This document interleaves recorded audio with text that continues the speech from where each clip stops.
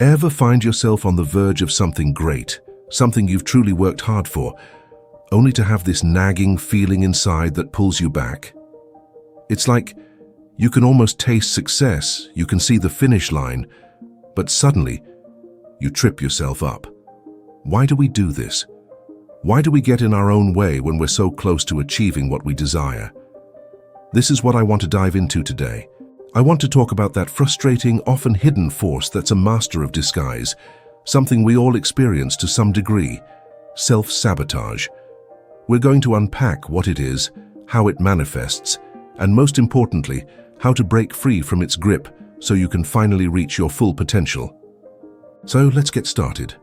Have you ever heard the story of Harry Houdini, the famous escape artist? Houdini was renowned for his incredible ability to break free from any restraint. Handcuffs, straitjackets, even underwater crates. Nothing seemed to hold him. He was a master of his craft. But there's a lesser-known story, one that's incredibly revealing about the nature of self-sabotage. It involves a man named Harry Rodin, not quite as famous but just as important for our discussion today. Rodin was a locksmith, and a very good one at that. He took immense pride in his ability to open any lock, no matter how complex. One day, a challenge was presented to him. A local jail had a cell that no one could open. They invited Rodin to try his hand at it, confident that even he would fail. This wasn't about escaping, mind you, but simply about picking the lock from the outside. He went to the jail full of confidence. He approached the cell door, his tools in hand, and began to work. He twisted and turned, using all his expertise, but the lock wouldn't budge. Minutes turned into hours, and Rodin grew increasingly frustrated. He tried everything he knew, every trick in his arsenal, but the cell door remained stubbornly closed. Finally, exhausted and defeated, Rodin leaned against the door in despair, and then something unbelievable happened. The door swung open. It had been unlocked the entire time. He had spent hours trying to pick a lock that wasn't even locked. All that effort, all that skill wasted because he assumed the door was locked. Now, this story of Harry Rodin, whether it's 100% factual or embellished over time, serves as a powerful metaphor for what happens in our own minds. How often do we find ourselves trapped, not by actual limitations, but by the limitations we perceive in our own heads? How many times have you told yourself, "I can't do that," or "I'm not good enough," without even truly trying? Just like Rodin, we can spend hours, days, even years, struggling against a locked door that was never actually locked in the first place. Our minds create these imaginary barriers, these self-imposed limitations, and we become so fixated on them that we fail to see the simple truth. The door is already open. We're free to walk through it anytime we choose. Think about it. How many opportunities have you missed because you assumed you weren't qualified? How many dreams have you abandoned because you believed they were out of your reach? This is the essence of self-sabotage. It's our own minds working against us, creating obstacles where none truly exist. We convince ourselves that we are not deserving of success, that we are not smart enough, talented enough, or worthy enough. We create elaborate scenarios in our heads where we fail, and then we use those imagined failures as evidence to support our limiting beliefs. We become our own worst enemies, holding ourselves back from the very things we long for. One of the most common ways self-sabotage manifests is through comparison. We look at others, our friends, colleagues, people on social media, and we see their achievements, their seemingly perfect lives. We start to compare our insides to their outsides, and inevitably we come up short. They're so much better than me, we think. They have it all figured out. I'll never be like them. This comparison game is a trap, a surefire way to undermine your own confidence and derail your progress. Here's the thing. Everyone has their own struggles, their own insecurities. What you see on the surface is often just a carefully curated image, a highlight reel of their best moments. You're comparing your entire movie, with all its behind-the-scenes messiness, to someone else's trailer. It's not a fair comparison, and it's certainly not productive. The truth is, the only person you should be comparing yourself to is the person you were yesterday. Focus on your own growth, your own journey, your own unique strengths and talents. Another insidious way self-sabotage creeps into our lives is through procrastination and justifications. We put off important tasks, telling ourselves that we'll do them later, when we have more time, more energy, or when we feel more inspired. We create elaborate justifications for our inaction, convincing ourselves that we're not ready, that we need to do more research, or that the timing isn't right. I'll start that project next week, we say. I'll apply for that job when I have more experience. But later never seems to arrive, and more experience never seems to be enough. Procrastination is often a symptom of a deeper fear, the fear of failure, or even the fear of success. We delay taking action because we're afraid of what might happen if we actually try. What if we fail? What if we succeed and then can't handle the pressure? It's easier to stay in our comfort zones, even if that comfort zone is holding us back. The problem is that procrastination only provides temporary relief. The underlying anxiety and the task itself don't disappear. They just fester, growing larger and more daunting with each passing day. The longer we delay, the harder it becomes to start. And then there are the justifications, those seemingly logical reasons we create to explain away our inaction. I'm too tired, we tell ourselves. I don't have the right resources. It's not the right time. These justifications may seem valid on the surface, but they're often just excuses in disguise. They're a way of avoiding responsibility, of protecting ourselves from the discomfort of stepping outside our comfort zones and taking risks. We tell ourselves these stories so often that we start to believe them. They become our reality, limiting our potential and keeping us stuck in a cycle of inaction. Let's talk about the connection between our beliefs and our results. This is crucial. What you believe about yourself, about your capabilities, about your worthiness, directly impacts the results you achieve in life. If you believe you're not good enough, you'll unconsciously act in ways that confirm that belief. You'll avoid challenges, you'll downplay your achievements, and you'll sabotage your own efforts. It's a self-fulfilling prophecy. But the opposite is also true.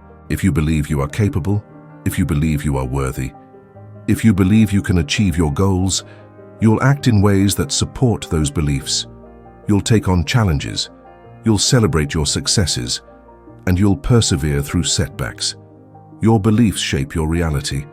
Think about it this way. Your mind is like a garden. The thoughts you plant are the seeds, and the actions you take are the water and sunlight. If you plant seeds of doubt and negativity, you'll grow a garden full of weeds, self-sabotage, procrastination, and missed opportunities. But if you plant seeds of confidence, belief, and self-worth, you'll cultivate a garden full of beautiful flowers, success, fulfillment, and a life lived to its fullest potential. So, what kind of garden are you growing? Are you nurturing the weeds of self-doubt, or are you cultivating the flowers of self-belief? The choice is yours. Now the big question is, how do we break free from this cycle of self-sabotage? How do we unlock that metaphorical cell door and step into the life we truly desire? How do we stop seeing limitations everywhere? It's not easy, I'll be honest. It takes conscious effort and a willingness to challenge your own thoughts and beliefs. But it is absolutely possible. One of the most powerful tools we have is meditation. Now I know what you might be thinking. Meditation, that's not for me. But hear me out. Meditation isn't about sitting cross-legged on a mountaintop chanting for hours. It's simply about taking a few minutes each day to quiet your mind, to observe your thoughts without judgment. When you meditate, you create space between yourself and your thoughts. You start to see that those negative, self-sabotaging thoughts are not facts. They're just thoughts, passing clouds in the sky of your mind. You don't have to believe them, you don't have to let them control you. Think of your mind like a noisy room full of people shouting different opinions. Meditation is like stepping outside that room, closing the door and finding a quiet space where you can finally hear yourself think. In that quiet space, you can start to identify the patterns of your thoughts. You can begin to recognize those limiting beliefs that have been holding you back. And once you recognize them, you can start to challenge them. Another powerful tool is the use of affirmations. Affirmations are positive statements that you repeat to yourself regularly, like, I am capable, I am worthy, I am deserving of success. Now I know this might sound a bit cheesy to some, but trust me, it works. When you repeat these affirmations consistently, you start to reprogram your subconscious mind. You're essentially replacing those old negative beliefs with new positive ones. Think of it like this. Your subconscious mind is like a computer. It runs on the programs that have been installed over the years. Many of these programs are outdated and full of bugs, limiting beliefs that were installed in childhood or through past experiences. Affirmations are like new lines of code, positive programs that can override the old negative ones. But just like any new software, it takes time and consistency to install and run properly. You can't just say an affirmation once and expect your entire life to change. You need to repeat it regularly with feeling and conviction until it becomes a part of your internal operating system. And of course, sometimes we need a little extra help. If you're struggling with deeply ingrained patterns of self-sabotage, if you feel like you're constantly battling your own mind, don't hesitate to seek professional help. Therapy can be an incredibly valuable tool for uncovering and addressing the root causes of your self-sabotaging behavior. A therapist can provide you with support, guidance, and strategies for overcoming your limiting beliefs and creating a more positive, empowering mindset. Think of therapy like hiring a personal trainer for your mind. You wouldn't expect to get in peak physical shape without a proper training plan and expert guidance. Why should your mental fitness be any different? A therapist can help you identify your mental blocks, develop coping mechanisms, and build the mental strength you need to achieve your goals. There is no shame in seeking help. In fact, it's a sign of strength. It shows that you're willing to invest in yourself, that you're committed to your own growth and well-being. It takes courage to confront your inner demons, to face your fears and insecurities head-on, but the rewards are immeasurable. Breaking free from self-sabotage is not a one-time event. It's an ongoing process, a journey of self-discovery and growth. There will be days when you slip back into old patterns, when you doubt yourself, when you feel like giving up. That's okay. It's part of the process. The important thing is to keep moving forward, to keep practicing the techniques we've discussed, to keep challenging your limiting beliefs. Remember the story of Harry Rodin. He was a master locksmith, yet he was trapped by a door that wasn't even locked. Don't let that be you. Don't let your mind convince you that you're trapped, that you're not good enough, that you can't achieve your dreams. You have the key. You always have. The door is open. All you have to do is step through it.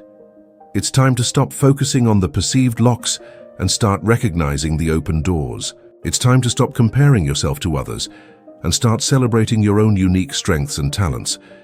It's time to stop making excuses and start taking action, even if it's just a small step. And most importantly, it's time to start believing in yourself, in your potential, in your worthiness. You are capable of amazing things. You are deserving of success. You are worthy of happiness. Don't let anyone, especially yourself, tell you otherwise. The journey to overcoming self-sabotage begins with a single step, the decision to believe in yourself. So take that step today. Step into your power, step into your potential, step into the life you were meant to live. What is stopping you, really? What is truly holding you back? And what might your life look like if you decided today to believe that maybe, just maybe, the door has been open all along? Think about it. The possibilities are endless.